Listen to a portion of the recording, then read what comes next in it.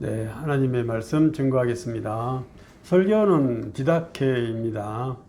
복을 빌거나 마음의 평안을 주거나 즐거움을 주거나 성경 지식을 쌓기 위한 시간이 아닙니다. 또 저희는 쉬운 설교, 재미있는 설교 하지 않습니다. 설교의 목적은 하나님의 진의, 즉 하나님의 뜻과 의도, 그리고 경륜, 하나님의 계획과 하나님의 다스리는 방법, 일하시는 방법을 설명하는 것입니다. 그것이 설교입니다. 설교를 들으시고 하나님의 진의와 경륜에 맞춰 살도록 잘 적용하시기 바랍니다. 오늘 설교는 예수님의 취임사, 이 땅에 하나님 나라를 만들기 위해 왔다는 큰 제목 아래 먼저 자기의 내면을 혁신하라 하는 제목의 말씀을 드리겠습니다.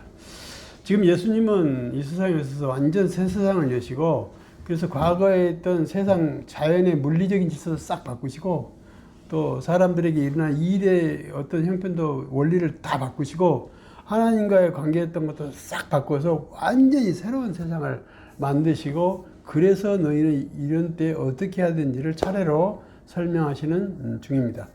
자, 여러분들에게 질문을 도발해 보겠습니다. 도발. 예. 여러분들의 신앙 기반은 탄탄하고 또 똑바릅니까? 신앙생활을 오래 한 것을 목이 삼는데요, 세상 사람들과 차별이 없다든가 그들보다 약간 낫다, 그렇다면 여기에 그렇다라고 답할 수가 없습니다.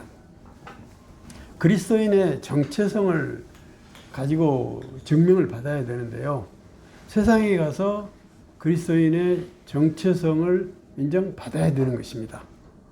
그렇지 못한다면 잘못된 신앙생활을 하고 있다, 이렇게 말할 수 있습니다. 정체성을 인정받는다는 것은 세상 사람들보다 월등한 삶의 품질로서 주변 사람들에게 기독교적인 도움, 기독교적인 어떤 유익, 어떤 그 향내, 고상한 멋, 그것을 주고 있는 것을 말해요.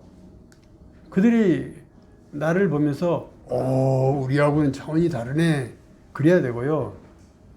기독교는 정말 뛰어난 것이네, 그래야 정답입니다. 그 사람이 믿든지 말든지는 별개예요. 나를 보고 그들이 알아봐야 돼요. 그래야 우리가 제대로 살고 있다고 할 수 있는 것입니다. 우리의 삶을 통해서 기독교의 우수성이 증명되고, 기독교가 최고의 종교로서 누구에게나 인정받아야 합니다. 이러면 하나님 나라가 성공하고 있는 것입니다.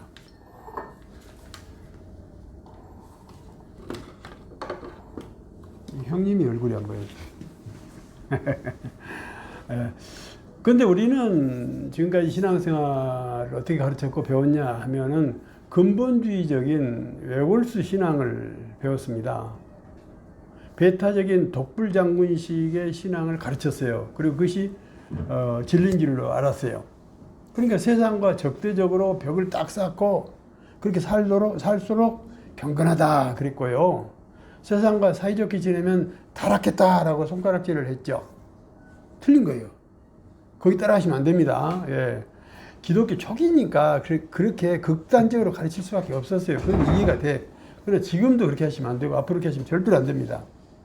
또 세상과 전쟁에서 그들을 정복해야 된다, 이렇게 가르쳤고요, 세상을 기독교해야 된다, 이렇게 막 그 전제 군주 정치 같은 기독교 전제전 같은 것들 막 가르쳤다고요.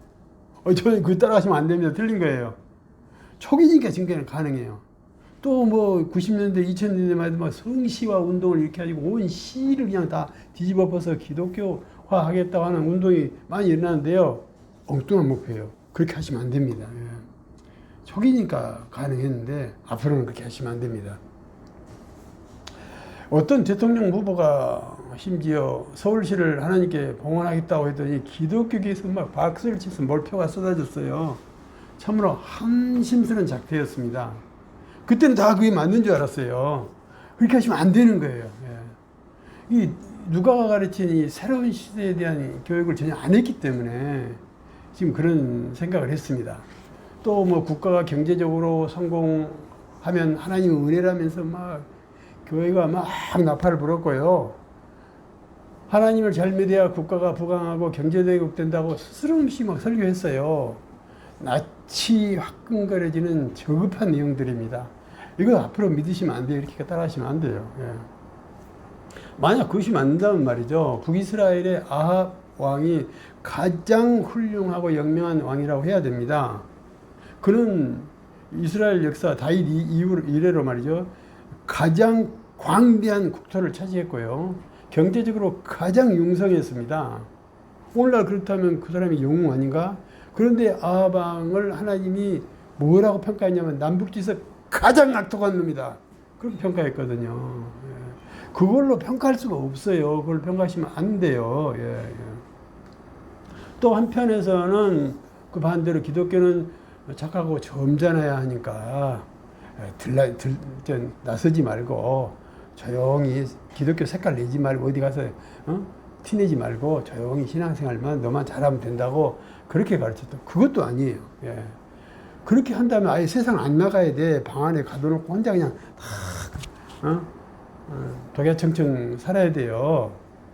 근데 우리는 이러한 그 혼란된 가치관 속에서 아직도 혼돈 속에 살고 있는 것 같습니다. 그러다 보니까 결과가 어떻게 됐습니까? 세상 사람들이 겁도 없이 교회를 향해서, 목사를 향해서, 그리스도를 향해서 개독교라고 막 욕을 퍼부어도 부끄러워하지도 않고 있어요. 예. 그러니까 저것들이 몰라서 그러는데 천만의 말씀이에요. 그 사람들이 맞아요. 우리가 지금 모르고 있는 게 뭘 모르고 있는 거예요. 예. 목사나 장로들이 세상 사람보다 더 심각한 부정부패를 저질러도 교회가 그것을 덮어주면서 두둔하고 있어요.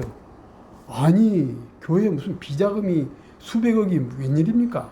그 담당한 장로가 그때는 자살한 일이 벌어졌습니다. 이 교회 맞습니까? 기독교 맞습니까? 아무도 문제를 안 삼아요. 이 기독교 쪽에서는. 뭔가 우리는 근본부터 잘못된 길을 지금까지 왔는 것이 분명합니다. 그래, 초기 기독교니까 그렇다고 할 수 있습니다. 그러나 지금부터는 이렇게 가면 안 됩니다. 안 돼요. 누가는 예수 시대를 소개하면서 구약 시대와 전혀 아주 다른 최첨단의 새로운 세상이 됐다고 예수 시대를 소개하고 있어요. 예수님께서는 최고의 종교, 첨단의 삶에 성공해야 한다면서 차례대로 그 길을 지금 가르치는 중이에요. 예. 근데 성경 66권 중에 여러 가지 좋은 말씀 중에 하나가 어떤 말씀인 것처럼 누가복음을 설교했기 때문에 누가복음이 목청터지라고 외치는 그 의도를 진리를 모른 거예요. 몰랐어요. 예. 우리는 예수님께서 우리에게 선물하신 최고의 종교, 최첨단의 삶이 우리에게 공짜 선물로 주어졌잖아요. 예, 주어졌어요. 이미 주어졌는데 우리가 그걸 성공을 못하고 있어요. 왜냐하면 그 길을 안 가고 있으니까. 이제라도 이 길을 가서 이 선물 제대로 받고 누리자고요. 오늘 말씀은 신자들의 내면을 완전히 뜯어고치라는 것입니다. 예, 구약시대하고는 완전히 다른 새 세상이기 때문에 당연한 것입니다. 우리는 예수를 믿는 순간 우리 안에 하나님이 영이 들어와 전혀 다른 사람으로 바꾸셨는데 우리는 제대로 바뀌었는지 자기 자신이 잘 몰라요. 남에게 그렇다라고 증명하지도 못하고 있어서 이게 뭔가 이게 뭐라고 자신있게 얘기를 해야 되는가 머뭇거리지는 부분이죠. 우리가 이미 주어졌는데 노력하지 않고 그걸 쟁취하지 못하고 있다. 이렇게 우리가 판단해야 됩니다. 심하게 말하자면 누가가 외친 새 시대의 새 법을 전혀 안 지키고 있다고 할 수 있습니다. 당시에는 암흑기 시대여서 세상의 막장이었지 않습니까? 온 세상을 장악하고 있던 유대교는 하나님과 줄이 끊긴 상태였고 그들의 삶은 율법에 종된 노예로 살고 있었어요. 하나님과 상관없는 삶이었어요. 모두 죄 속에 빠져서 아비기환의 상태였어요. 그래서 그들을 살려내시려고 예수님이 오셨다고요. 그들의 원죄를 지워주는 십자가의 죽음으로 영혼을 구원하시러 오셨다. 끝! 지금까지는 여기까지만 얘기를 했는데, 아니에요. 맞아요. 그거 맞는데, 예수님은 그걸 하시기 전에 하신 일이 있다니까. 그게 뭐냐? 시궁창에 빠진 그들의 삶을 그들의 삶을 완전히 바꿔서 최고의 삶, 첨단의 신앙생활을 성공하도록 바꾸는 다음에 구원 이렇게 가셨다고 순서가. 예수님께서는 그 첫 번째로 하나님과 소통하는 기동장치가 뭔지 저 지난번 설교에 그걸 다 설명했습니다. 하나님과는 옛날에 싹 버리고 이런 식으로 해야 된다. 그 다음에 두 번째 설교에서는 세상에 나서 세상 사람들과는 어떤 식으로 소통해야 된다. 옛날 하던 식 싹 버리고 지금도 이렇게 소통해라. 이 세 번째로 이번은 흰자 개개인 네 내부를 뜯어 고쳐야 되는데 옛날 그거 싹 버리고 새로운 신앙생활을 하도록 이렇게 하라고 하신 말씀이 오늘 말씀이에요. 우리도 한없이 늦었지만 이제라도 예수님의 이 세 가지 목표에 합당하도록 살기 위해서 우리의 내면을 혁신하는 수술을 하자고 해요. 오늘 설교 내용이 이겁니다. 예수님은 이런 혁신을 하려면 자신의 내면을 개조해야 된다고 하셨습니다. 예수 믿고 성령이 내주하시면 영적인 면이나 육적인 면이 자동으로 변화해서 다 갖춰지는 것이 아니에요. 이미 조건은 주어졌어요. 성령님께서 내 안에 들어서 이런 청소 작업, 개조 작업을 하실 때 내가 적극적으로 나서고 받아먹고 그걸 내 것을 만들어야 돼요. 그 작업이 지금 다 안 돼 있는 거예요. 자신이 과거에 살았던 방식을 깨끗이 쓸어내야 돼요. 완전히 새로운 방식으로 살도록 이미 갖춰주신 장치와 체계들을 받아들여서 완전히 다 바꿔 끼워야 됩니다. 당시 유대교 사람들은 그들의 내면이 썩을 대로 다 썩은 상태여서 아무것도 안 되는 상태였어요. 그 상태로는 하나님과 소통이 전혀 안 됐고요. 세상 사람들과도 가서 헛발만 디뎠고요. 자기 자신은 초라하고 아무것도 아닌 존재였어요. 그때 말입니다. 이것이 우리들 현재 상태 아닌가요? 그렇게 적극적으로 생각해 보자고요. 예수님은 예수시대라는 전혀 새로운 세상을 시작하시면서 거기에 맞도록 이미 다 갖춰주셨는데 사도들과 제자들과 수용자들의 내면을 먼저 손발하고 거기 군중도 아닙니다. 사도들, 제자들, 수용자들을 불러다가 네 내면을 고치라고 그걸 지금 지시하신 것입니다.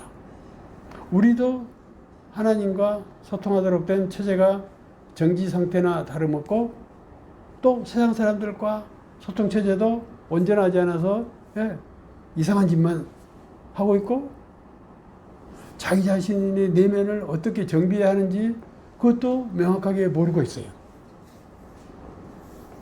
이 총체적인 문제의식을 가지고 그래서 어떻게라는 문제를 지금부터 하나씩 잘 발전해 가시기 바랍니다. 오늘 네 가지 비유를 들어서 너희 내면을 혁신하라는 말씀을 하셨는데요. 비유를 사용하신다 그러면 긴장하셔야 돼요. 내가 저기서 탈락하는 거 아닐까. 그런 긴장을 하셔야 돼요. 왜 비유를 사용하신다고요? 못 알아듣게 하려고 비유를 쓰신다니까요. 알아듣기 쉽게 하려고 비유를 쓰신 거 아니에요. 저는 설교에서 예화를 거의 안 씁니다. 그리고 예화 쓰는 거에 대해서 저는 상당히 비난이 아니고 좀 우습게 봅니다. 자꾸 잘 쉽게 설명한 비유를 쓰는데 그거 쓰시면 안 되는 거예요. 사실은 이건 성경 취지하고 달라요. 심하게 말하자면 알아듣지 못하게 하시려고 비유를 하신 거니까 진짜로 성령께서 인도하시는 사람, 성령의 인도를 따른 사람만 알아듣도록 하셨다는 뜻이에요. 자, 그러면 이건 내 문제예요, 내 문제. 그럼 나는 지금 이 말을 알아듣나? 못 알아듣나? 지금 심각한 문제예요. 그러니까 내 삶이 지금까지 변화 발전하지 못하고 있거나 뭐가 뭔지 모르겠다 그런 것들이 있다면 영적인 상태에 상당한 문제가 있다. 일단 자기 자신은 그렇게 알고 가셔야 된다고요. 나 교회만 열심히 다니는데 아니 그렇게 가시면 안 되는 거예요. 앞으로. 첫 번째로 혁신해야 할 것은 눈에 먼지가 든 사람과 들보가 든 사람의 비유예요. 둘 다 반드시 손을 봐야 된다는 거죠. 구약시대 사람들, 유대교를 대표하는 바리새인들은 들보가 든 사람이라는 거예요. 이들처럼 자기 과오는 모르고 자기 실력은 모르고 밖에 나가서 막 사람들을 비판하고 정죄하고 죽이는 일만 일삼고 있었어요. 그래서 예수님이 동작 그만 지금 하신 겁니다. 그렇게 하시면 안 돼. 그렇게 하면 안 된다고. 구약시대 형편은 이런 잘못된 사람들이 주인 노릇을 하고 있었어요. 모두가 피해자였어요. 그런데 오늘날 우리들의 기독교 세상도 이와 비슷한 상황인 것 같습니다. 교회 지도자들과 직분을 가진 사람들, 그리고 교회를 오래 다녔다는 사람들이, 그런 사람들일수록, 지도자일수록, 직분자일수록, 오래 다닌 사람일수록 큰 약점이 있는데 바리새인들하고 똑같아. 진부하의 중병에 걸려 있어요. 이게 결정적인 약점이에요. 예. 여기에 걸려서 굿이 캐캐먹은 사람들이 하던 경향을 그대로 지금 써먹고 있어요. 예수님은 이런 사람들에게 박살을 내라고, 첨단화하라고, 예. 진부화 버리고 첨단화하라고 하시는 것입니다. 첨단화.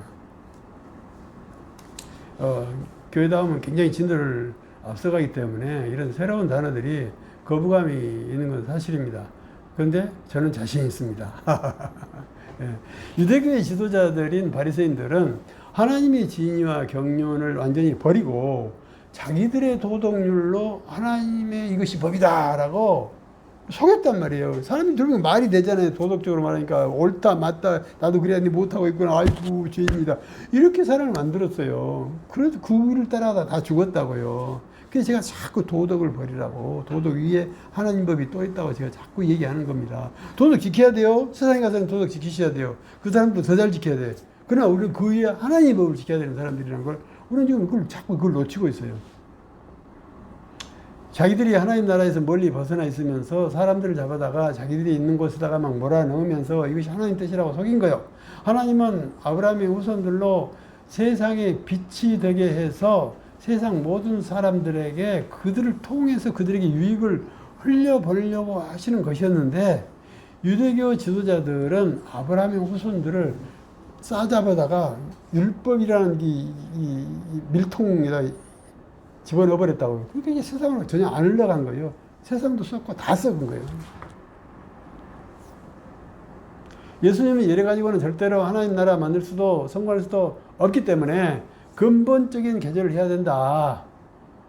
바리새인들처럼 타인을 비판하고 정죄하고 벌 주는 일에 율법이라는 이 도깨비 방망이 들고 와서 그런 일 하지 말고 먼저 자기 눈에 든 들보를 빼낸 다음에 그럼 눈이 밝아졌으면 그 밝아진 눈으로 세상에 나와서 잘 인도하라는 거예요.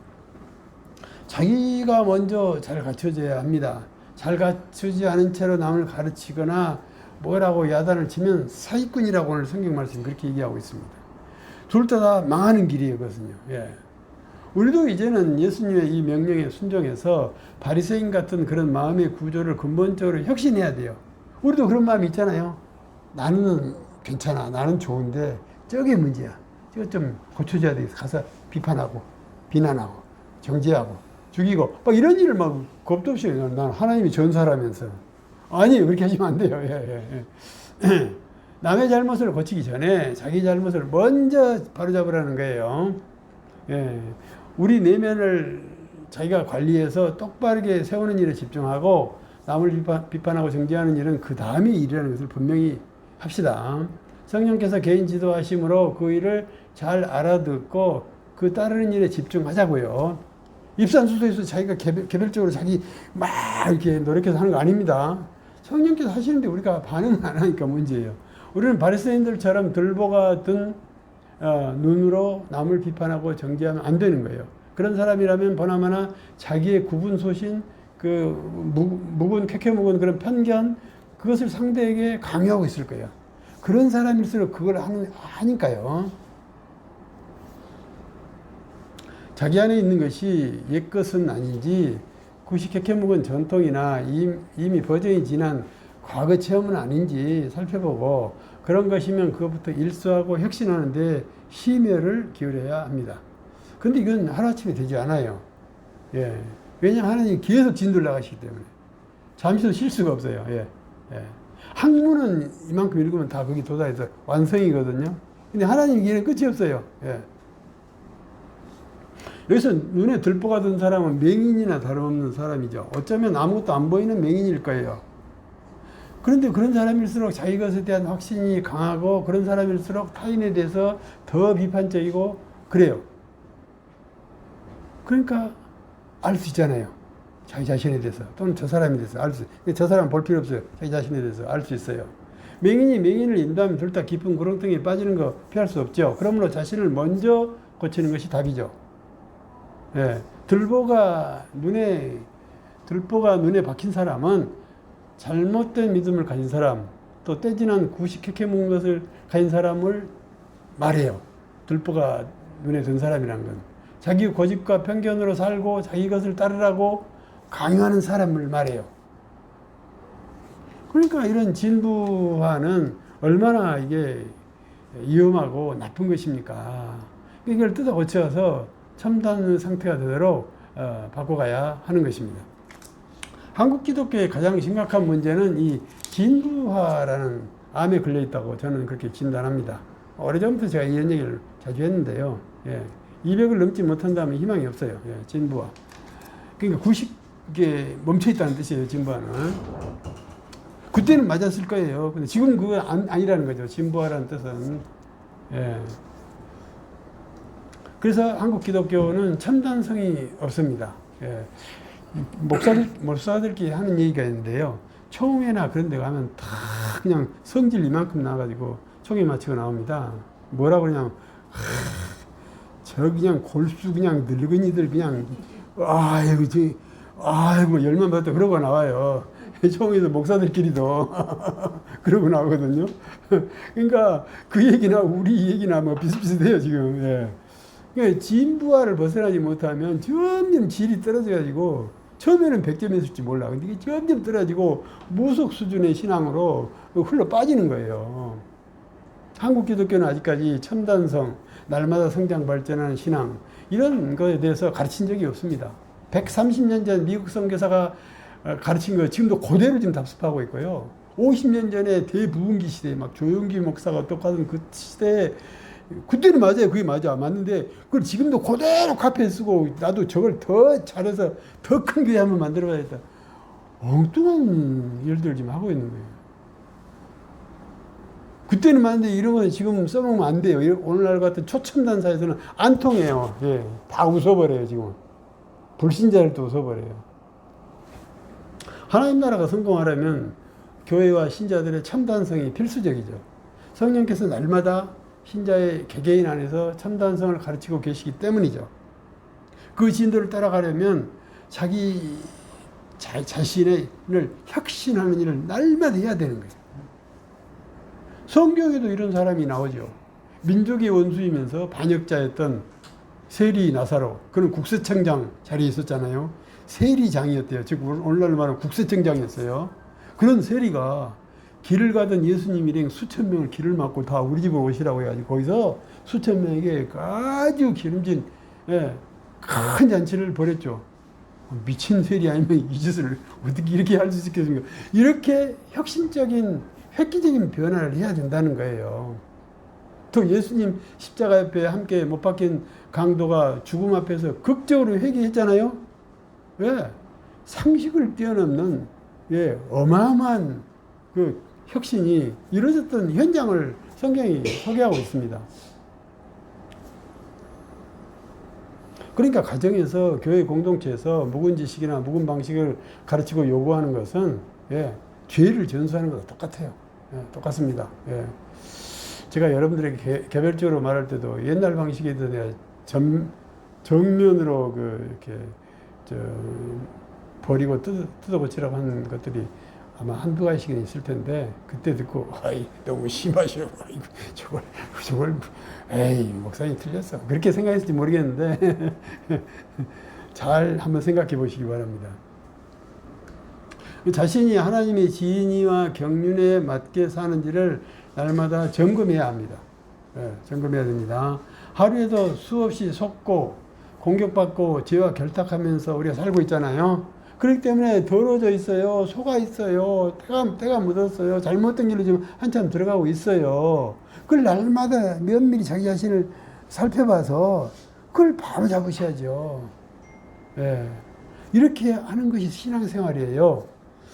예수님은 그렇게 사는 사람은 무슨 일이든지 다 성공하도록 하신다는 것입니다.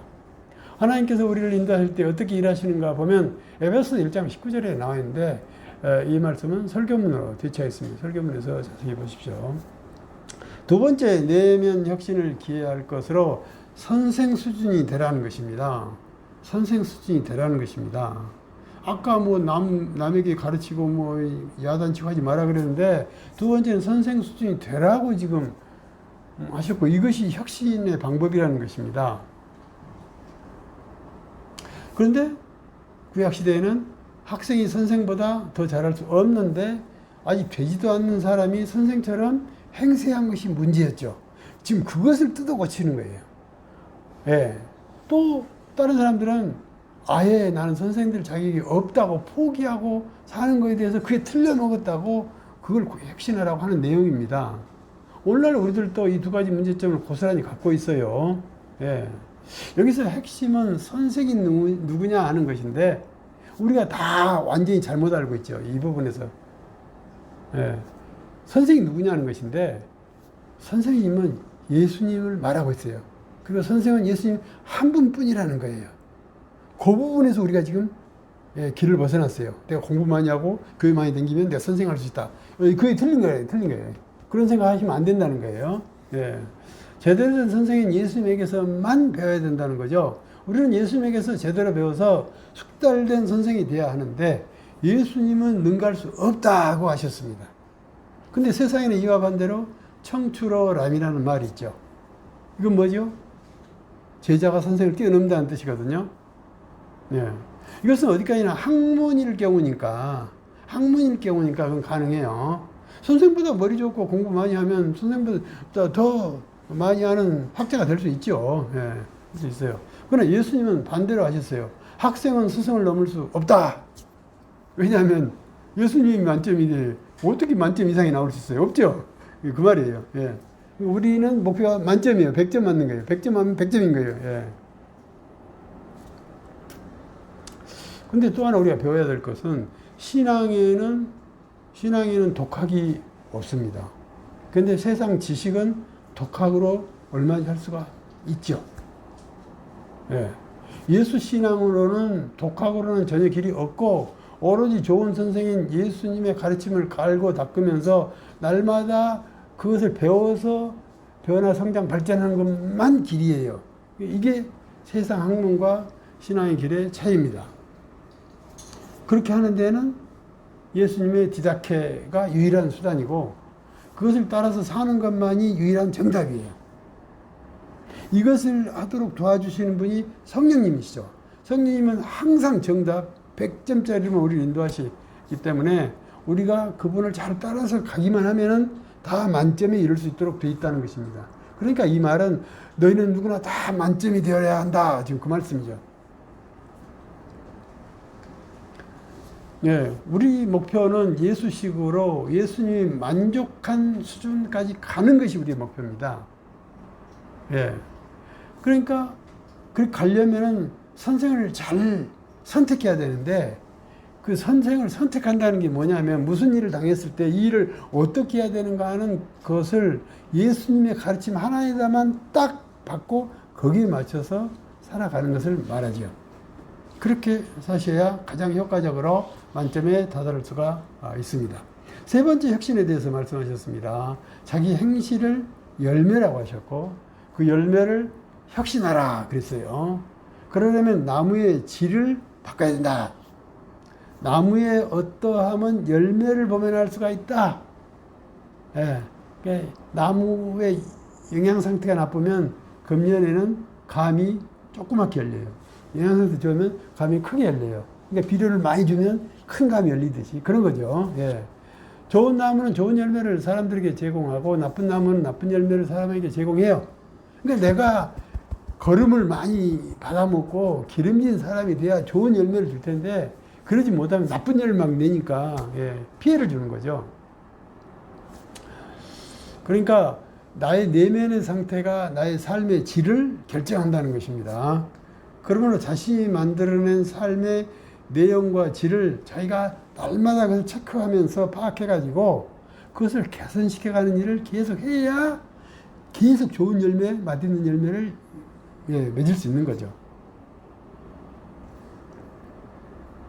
자기 행실은, 그러니까 행실이 열매잖아요. 자기 행실은 자기 내면이 어떻다는 것을 그대로 내보여주는 바로미터예요. 그러므로 남들에게 들켜서 창피당하기 전에 먼저 자기 자신의 내면을 혁신해서 정말로 아름답고 고상한 행실을 사람들에게 제공해라. 그것이 그리스도인의 정체성이다. 정체성. 근데 우리는 여기서 자꾸 넘어지죠. 어떤 실수를 하죠? 자기 자신을 정당화해요. 나는 맞아. 이러면 이제 문제가 발생합니다. 예. 그러면 한없이 이렇게 삐뚤어져 가게 되죠. 예. 그렇게 하면 실패합니다. 네 번째 비유는 뭐냐면은 자기 내면을 날마다 개선시키는 사람은 자기 눈에 든 들보를 가장 효과적으로 빼내게 된다는 것인데요. 이런 사람이 선생의 수준에 이를 수 있다는 거예요. 지금까지 한 얘기가. 그러면 좋은 선생이 되는 거예요. 그러려면 어떻게 해야 되는 것인가가 네 번째 비유예요. 집을 잘 짓는 방법인데요. 예수님은 이것을 비법이라고 표현하셨어요. 비법. 그거 보세요. 알아들 사람은 알아듣게 말씀하신다니까요. 비법이라고 말씀하셨어요. 자신의 내면 상태를 최상의 상태로 유지해야 하는데 그 비법이 뭐냐? 오늘 말씀의 핵심이죠. 예수님은 먼저 문제를 제기하셨습니다. 왜 너희는 나에게 주여 주여 하면서도 내가 하는 말은 실천하지 않느냐? 주여 주여 하는 것보다 가르침을 실천하는 것이 더 중요하다. 그런 말씀이죠. 결론적으로. 예. 신자라는 사람들은 예수를 자기 주인으로 모셔드리는 일은 잘해요. 그렇죠? 예수님 영접하는 거 쉽게 하셨잖아요. 별로 어려움 없었어요. 물론 있는 사람도 종종 있지만. 자기 주인으로 모셔드리는 건 쉽게 잘해요. 문제는 그 다음이죠. 그 주인을 문간방에다가 방치하고서 다시 옛날로 돌아가서 자기 살던 버릇대로 사는 거예요. 예. 교회 다닌다는, 빼찐 하나에다가 이마에 달고 다니는데, 그때 사람이 이 사람이 똑같은 거예요. 예. 믿지도 않고, 실력도 안 기르고, 실천도 안 해서, 도무지 뭐가 뭔지 정체성을 알아볼 수 없는 식으로 살고 있는 거예요. 그게 지금 문제예요. 예수님이 이런 틀려먹은 제자들에게 비법을 가르치셨습니다. 첫째, 먼저 나를 주로 받아들여라. 먼저 나를 선생으로 받아들여라. 먼저 나를 유일한 선생으로 받아들여라. 구원을 목적으로 그냥 막 이렇게 구걸하듯이 뭐 믿습니다. 그렇게 하고 끝났는데 그러지 말고, 먼저 나를 유일한 선생으로 받아들여라. 그랬으면 나에게 딱 달라붙어 있어라. 1초 떨어지지 말고 있어라. 붙어 있어라. 세 번째는 거기서 나에게 듣고 배워라. 듣고 배워라. 네 번째는 그 가르침대로 날마다 순간마다 실천하면서 살아라. 실천하면서 살아라. 이렇게 네 가지로 정리를 하셨는데 이것을 설명하기 위해서 집 짓는 일을 가지고 설명을 하셨습니다. 먼저 땅을 골라라. 땅을. 집 지을 땅을 잘 골라라. 좋은 선생을 만나야 되는 거예요. 자, 땅을 골라라. 그 다음에 땅을 팔아. 맨 땅 두고 언제 매매 차익 노리려고 있으면 안 되고, 거기다 좋은 집을 지어야지. 그러려면 땅을 파야지, 팔아. 파는데, 파고, 또 파고, 또 파고, 또 파고, 하라. 그, TV 프로그램에 그런 게 있대요. 파고, 또 파고. 파고, 또 파고, 또 파고 하라는 거예요. 그럼 네 번째, 바위가 나올 때까지 파라는 거예요. 바위가 나올 때까지. 그럼 거기다가 주초를 세워라. 기둥을 거기다 박아라. 먼저 땅을 골라라. 땅을 파라. 깊이 파고 또 파라. 그 다음에 바위가 나오면 거기다가 주초를 박아라. 이렇게 네 가지로 설명을 하셨어요. 이렇게 세운 집은 홍수가 나도 끄떡하지 않는다. 세상에 어떤 공격, 영적인 어떤 공격도 이겨낼 수 있다. 근데 이거 하나라도 안 되면 언제든지 부서져가지고 엉망진창되고 집이 완전히 가루가 된다. 즉 이 말은 그런 사람은 하나님께서 책임지지 않는다는 뜻입니다. 죽든지 말든지 이를테면 집이 다 쓸려가 가지고 그런 뜻이 숨겨져 있어요. 그러니까 이제 우리가 이제 기독교적 표현으로 다시 정리를 하자면 예수님을 주님을 유일한 주님을 제대로 영접을 해라. 예수님과 동나가면서 살아라. 날마다 가르침을 듣고 배워라. 그 다음에 그것을 깊이 새기고 그것을 실천해라. 1번, 2번은 대충 하는데 3번까지 하는 사람도 있긴 하는데 4번 하는 사람 보기 힘들어. 날마다 실천하면서 발전하는 사람을 이루는 거. 이것은 거의 손을 못 대고 있는 것 같아요. 누가복음서의 일관된 주장은 복음을 실천하라는 것입니다. 지식을 쌓아서 어디 가서 막 이렇게 화려하게 자랑하라는 게 아니고 복음을 실천하라는 거예요. 그러려면 신자가 자신의 내면의 구절을 싹 뜯어 고쳐야 된다는 거예요. 땅을 깊이 파서 바위가 나오면 거기에다가 주초를 박으라는 거예요. 이런 것들이 자기 혁신 작업이죠. 이것은 예수님의 가르침, 성경의 가르침을 새기고 또 새겨서 혁신적인 삶을 날마다 발전시켜서 예수님의 수준까지 자라가는 것을 말하죠. 앞부분은 알겠는데 뒷부분은 잘 모르겠죠? 예수님의 수준까지 자라가는 것. 이것은 머리로는 기억하고 있는데 실천을 못하고 있어요. 그러니까 교회나 출석하는 것은 아무도 안 됩니다. 이거 믿지 마세요. 거짓말이니까. 설교만 듣고 끝나면 아무 일도 안 일어나요. 정말입니다. 설교 내용을 자기 삶에다가 심고 또 심어서 자기 뼈에 닿을 때까지 실천하고 실천해야 혁신이 되고 자기 자신이 발전을 하게 되는 것입니다. 이것이 되고 있는 사람을 다른 사람들이 보면 저 사람 나하고 다른데 야, 기독교는 굉장한 것이구나. 그렇게 볼 거예요. 그게 그리스도인의 정체성이죠. 이 일은 굉장히 어려워요. 또 열심히 하고 싶지도 않아요. 좀 쉽게 간단히 가는 방법 없을까? 있어요. 여러분들은 그 길을 다 가시는 것 같아요. 편하고 쉬운 길. 그게 뭔 줄 아십니까? 지식을 쌓는 거예요. 성경 백독 해가지고 달달 깨면서 막 성경 얘기 그러면 사람들이 우와 빈 깡통인데 그런 일을 하면 굉장히 그럴싸하고 그렇게 가는 것도 비교적 쉽고 또 써먹기는 아주 좋아요. 그러나 삶을 갈고 닦는 데 시간도 많이 걸리지, 실패도 많이 하지, 잘 되지도 않지, 쉬운 길이 아니에요. 그리고 이 일은 끝도 없어요. 처음에는 단칸방 건물 지었다가 2층 건물 짓고 3층 건물 짓고 4층 건물 짓고 이렇게 올라가서 롯데타워를 능가해야 되는 거예요. 즉 세상 사람들이 누구나 보고 와, 저 사람 그리스도인이구나. 그걸 우리가 목표해야 된다는 거죠. 예수님의 간절한 부탁이고 아주 어마어마한 가르침입니다. 오늘 이 말씀은. 우리들은 깊게 속은 것이 있어요. 뭐 어떤 걸 아까도 속았다 그랬는데 또 속은 거 있어요. 예수님을 주님으로 영접하면 나머지는 자동으로 다 천국 갈 때까지 이렇게 자동 고속으로 달려가는 줄 알았어요. 아니에요. 교회 안 빠지고 다니면 다 되는 줄 알았어요. 아니에요. 예배 안 빠지면 다 된다고요? 아니에요. 제발 이거 속지 마세요. 초기에는 말이 된다니까요. 신앙 초기에는 말이 돼요. 다 맞아요. 이거 맞는데 여러분들처럼 20년, 50년 넘긴 사람은 아니에요. 전혀 아니에요. 여기 있으면 안 돼요.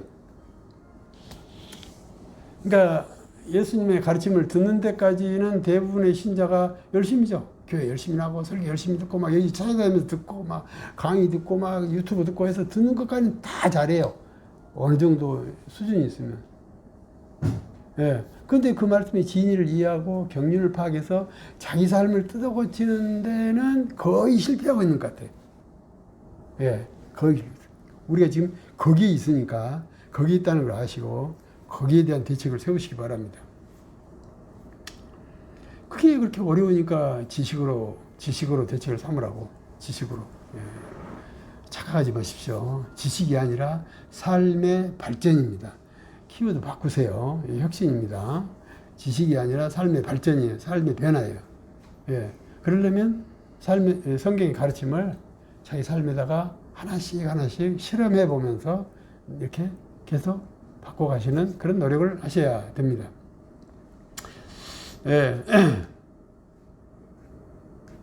이 정도까지만 하죠. 마지막 부분만 재밌으니까 한번 하겠습니다. 소년이 잘못되면 소년원에 가고 대학생이 잘못되면 대학원에 간다죠. 그게 인생을 순간에 제일 쉬운 길이니까. 예? 예. 어느 박사가, 천문학 박사가 자기 자신을 돌아보면서 그 자괴감 가득한 조크를 이렇게 하더라고요. 그래서 저는 거기다가 머릿속으로 생각했습니다. 기독교인이 성경을 잘못 알면 성경 공부에 빠진다. 별로 영향가 없어요. 그거 해도 영향가 없으니까 너무 빠지지 마시라고요. 예, 오늘 설교를 여기서 마치겠습니다. 서로 축복합시다.